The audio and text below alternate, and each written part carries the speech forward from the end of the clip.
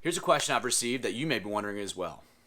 What's the best way to breathe in open water swimming and working that breath into your sighting? You've got 3 options available to you, all with their different advantages and disadvantages. Ultimately, you're going to have to pick the strategy that's best for you. One of them might click right away, or you may have to practice to figure out what's best for you. The key idea is to practice them all and see what works for you. Option number 1 is sight then breathe. You'll lift your head just enough over the surface to sight, and then you'll turn your head to the side to breathe. This motion is fluid and it allows you for a clean sight. However, the potential issue is that it can be slightly more difficult to catch your breath as you turn your head to the side. The second option is breathe and then sight. This is almost the opposite of the previous approach. You'll turn your head to breathe and then lift your head to sight and then put your head straight back down. This makes it a little bit easier to ensure that you get a good breath, but it may make it a little bit more chaotic in terms of getting your sighting in line.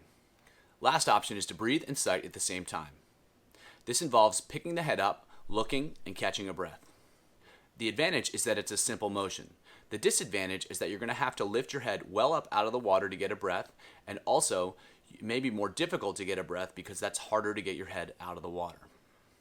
Secondly, it can also disrupt your rhythm and your timing because of the big change in body position. Regardless of the strategy you choose to use, remember 2 key things.